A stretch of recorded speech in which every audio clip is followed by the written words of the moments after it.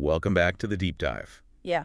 You all wanted to know more about what's happening with migration through Colombia. Yeah. And we've got a whole bunch of reports and research we're going to go through. Lots to unpack. Yeah, this is a big topic and a really important one. Definitely. We're talking about huge numbers of people traveling through Colombia, mostly headed towards the U.S., and it's just a journey that's so dangerous, and there's just so much exploitation happening. Yeah, it's really become a regional crisis at this point. Totally, and it's got global implications, too. For sure. And to really get into this, we're going to be looking at a report called Migrants in Colombia, Between Government Absence and Criminal Control, which... Wow, what a title. Right. It really gets to the heart of the matter. And it's from WOLA, the Washington office on Latin America. And they really went deep into the border regions of Colombia. And their findings are pretty shocking. Well, we've seen it all over the news, this migrant surge. But it's not just Venezuelans anymore, is it? Not anymore. You're right. We used to see mostly Venezuelans, Cubans, Haitians over the years. Right. But now we're talking over 100 countries. Oh. People coming from Ecuador, China, Afghanistan even. And it just goes to show it's a diverse group of people with diverse motivations. It's mind-boggling to me to think about just crossing the Darien Gap. Oh, that jungle between Colombia and Panama. It's incredibly dangerous. So dangerous. Yeah. But you're saying people are starting even further south of that. Yeah, a lot of them are actually starting in Ecuador. Wow. The report talks about over 100 informal border crossings there, and a lot of them are controlled by various armed groups, so you can imagine the danger starts right away. It's scary, and the numbers crossing the Darien Gap are just going up. Exponentially. In 2011, it was less than 1,000 people a year, and then last year, in 2023, over 520,000 crossed. That's just such a massive increase. Yeah, it's really a dramatic shift in these patterns. So we've got all these different people coming from all these different places, a huge increase in the number of people, and we're talking about incredible danger right from the start. But why are they doing this? What's pushing them to take this risk? Well, the report is pretty clear. Desperation is driving this whole thing. Aspiration. Yeah, it's not just about asylum either. It's about poverty, lack of opportunity, hunger, and just straight up violence. A lot of these people are fleeing violence, either generalized violence or they're receiving threats. Yeah. And they're just trying to get away from that. And then there's hunger. The report mentions that a lot of these people haven't had 3 meals a day in the week leading up to their journey. That's just unimaginable. It's heartbreaking. And we haven't even talked about the violence along the way, the sexual violence against women. Yeah. Which is just horrifying. Absolutely. But what is it about the U.S. that's making it such a draw despite all this danger? Well, it's the American dream, isn't it? Yeah, I guess so. That hope of a better life, the perception that things will be better there. And of course, social media plays a role. Oh, yeah, for sure. In creating that perception. Yeah, painting this unrealistic picture. Right. And not showing the struggles of the people who are actually trying to make it in the U.S. So it's almost like the journey itself is part of this crisis. Yeah. It's not just about getting to the U.S., it's about surviving the trip to get there. Exactly. And that's where organized crime comes in. We're not talking about a difficult hike. This is a route that's largely controlled by these powerful criminal organizations. So this is more than just people smuggling. This is like a whole... Oh, but it's an industry. Industry built on this. It really is. Especially on the Colombian side of the Darien Gap. Okay, so who are we talking about here? Who are the main players? It's mainly the Gulf Clan. Okay, the Colombian drug trafficking organization. Yeah, the biggest one. And they basically turned the flow of migrants into this massive profit stream. So it's like a business for them. It is, they charge fees for passage, they require guides. They're even taxing businesses that are catering to the migrants. It's just unbelievable. So are they at least keeping people safer? It's a twisted sort of security. It's what the report calls a pax mafiosa. Pax mafiosa. Yeah, basically violence is controlled, but you got to pay for it. Oh, wow. And there are serious consequences if you harm any of these migrants who've paid for their passage. It's like they're protecting their investment. Exactly. It's all about the money, but there's this chilling detail in the report. What's that? Migrants are actually searched for weapons before they go into the Darien Gap. So they have to go in defenseless. Pretty much they want to control the violence, but they're also making sure the migrants aren't a threat to them. But then what happens when they cross into Panama? Well, then it becomes a free-for-all. It's like all bets are off banditry, violence, sexual assault. It's terrifying. It is. Doctors Without Borders reported that they treated 676 victims of sexual assault just last year, and another 233 in just the first 2 months of this year. That's just in the first 2 months. And that's just the ones who could get help. The true numbers are probably way higher. So you have to wonder, what's the Colombian government doing to protect these people? That's a complicated question. The WOLA report talks about how the Colombian state's presence in the Darien Gap and also in those Ecuador border zones is very limited. So they're not really there. There's just not enough resources or capacity to manage the situation or to protect the migrants. It sounds like neglect. Well, some people definitely see it that way, but the government's basically taking this letting everyone through approach rather than interfering with the flow. Interesting. And they've also got the challenge of integrating the Venezuelan migrants who are already in Colombia. And they're not all trying to get to the U.S., right? Exactly. They have this program called the Temporary Protection Permit, or PPT, which gives them legal status and access to services. Okay, that sounds helpful. It is, but it's not a perfect solution. The program has limitations, and even with the PPT, a lot of Venezuelans are still struggling to find work and access basic services. So even if they have legal status, they're still facing a lot of obstacles. They are, and here's a really telling detail from the report. A significant number of Venezuelans who already have the PPT are still choosing to make the dangerous journey north. So they're choosing to risk everything, even though they have some stability in Colombia. It shows just how desperate the situation is. What about the U.S.? What role are they playing in all of this? Well, they're heavily involved, but it's kind of a mixed bag. Okay. They're providing humanitarian aid, but they're also really pushing for deterrence. So on the one hand, they're trying to help, and on the other hand, they're trying to keep people out. Exactly. It's this weird contradiction. So what does the aid look like, and what do these deterrence efforts look like? They're supporting integration programs in Colombia and the region, trying to create alternatives to migrating north. And they've set up these safe mobility offices, or SMOs, to process applications for legal pathways to the U.S. But these SMOs have strict eligibility criteria, and they're just not able to handle the volume of people who need them. And then at the same time, the U.S. is putting pressure on Colombia to do more to stop the flow of migrants and crack down on smuggling.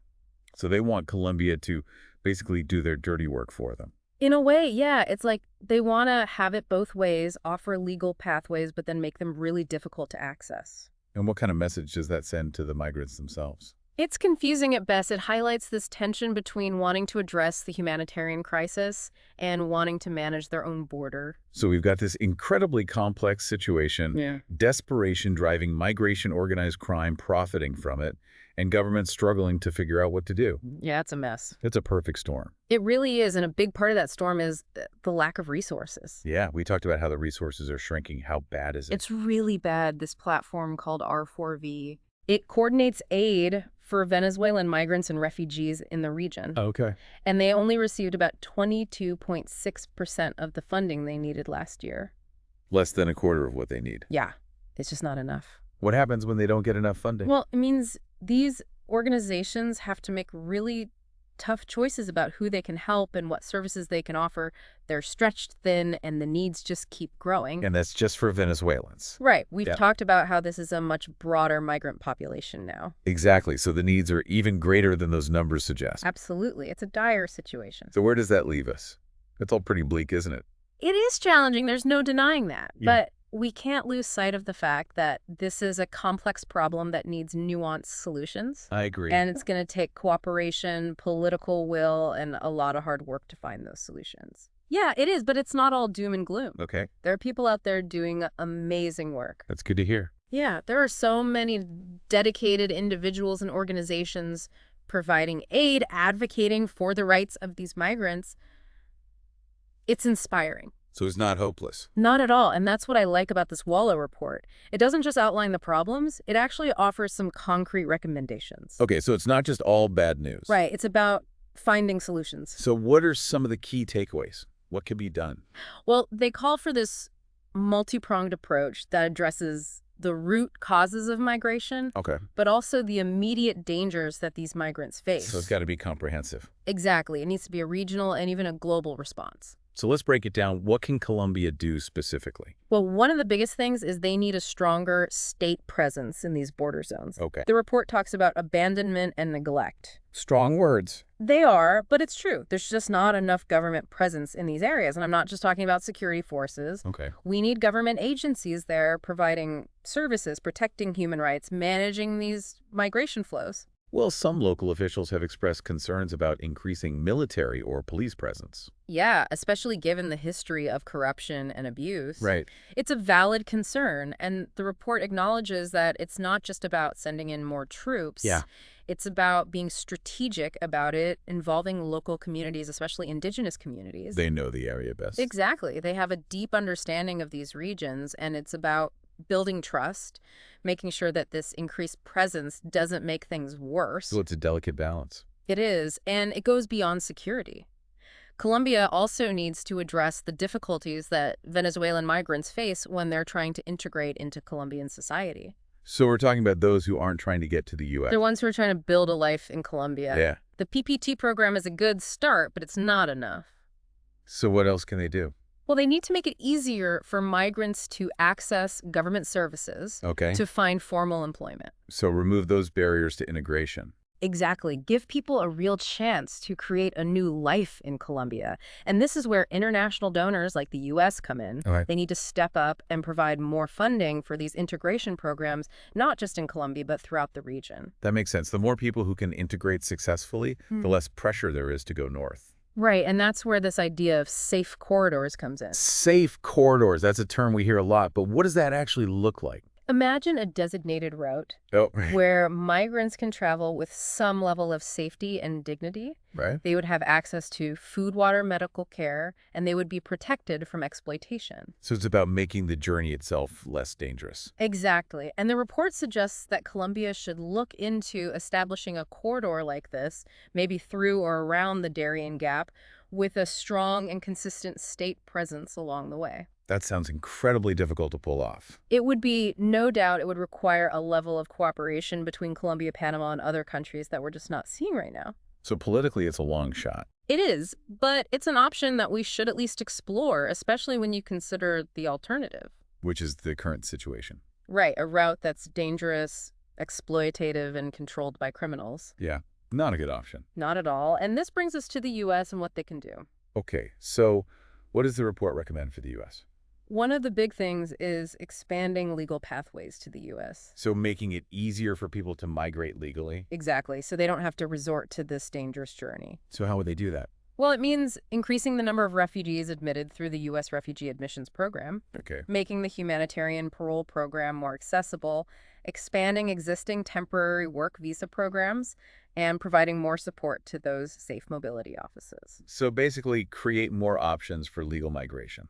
And make those options easier to access. It sounds like a good idea in theory, but wouldn't that just encourage more people to come? It's a valid concern, but the report argues that the current approach, which is all about deterrence, just isn't working. People are coming anyway. Exactly. People are desperate. They're going to keep coming no matter the risks. So deterrents aren't really deterring anyone. If anything, they're making things worse, pushing migration further underground and enriching the criminal organizations that control the routes. So it's almost counterproductive? It can be. The report argues that we need to accept that migration is a reality and find ways to manage it effectively and humanely. But that brings us back to the issue of resources.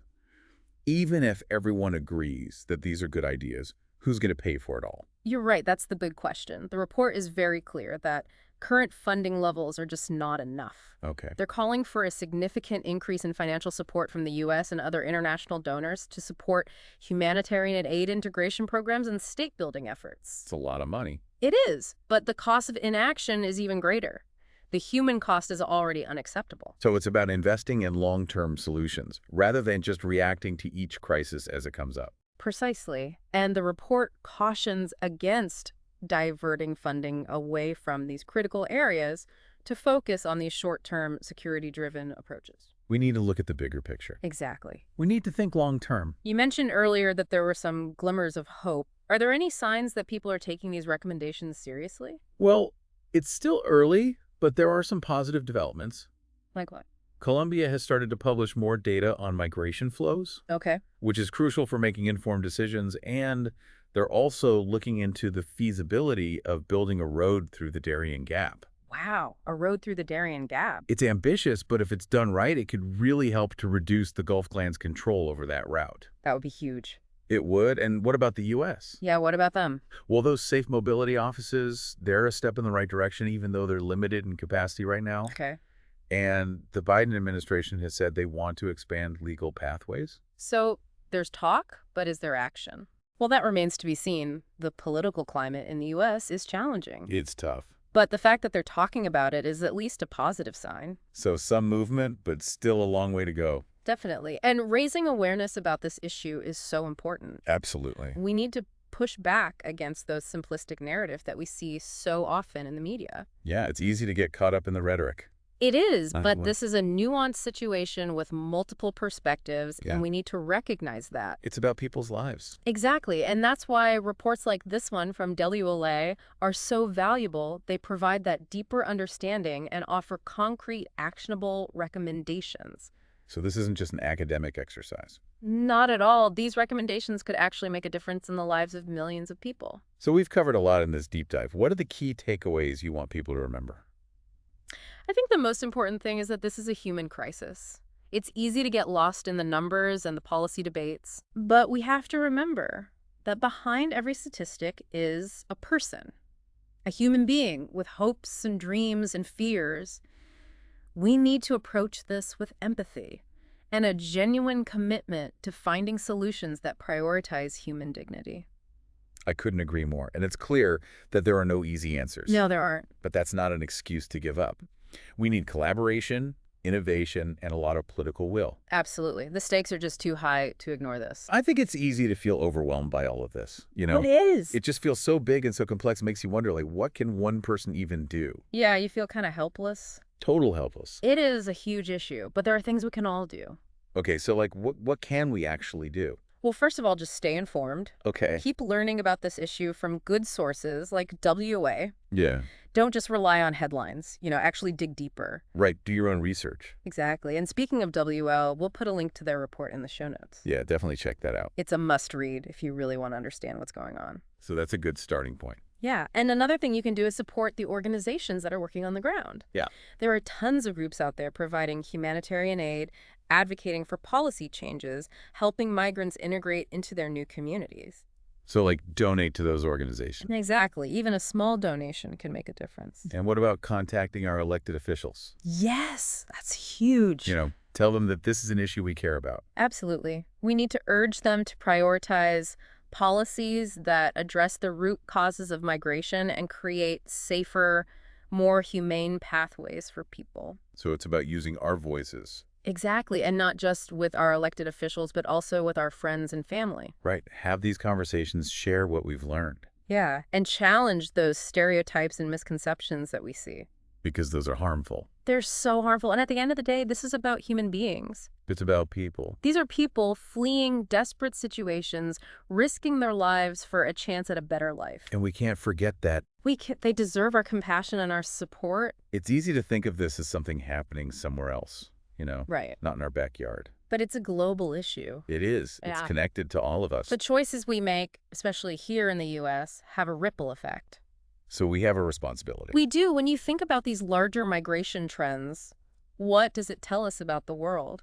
Well, I guess it shows how much inequality there is. Yeah, the instability that's forcing people to leave their homes. And it reminds us that these aren't just abstract issues, Right. These are people's lives. Exactly. Real people with real struggles. So even though it feels overwhelming, it sounds like you're saying that we can still make a difference. Every action, no matter how small, creates a ripple effect. So it's about doing what we can. Exactly. Educate ourselves, support the organizations working on the ground, speak out against injustice. And hopefully those ripples will turn into waves. Exactly. We can create a more just and humane world.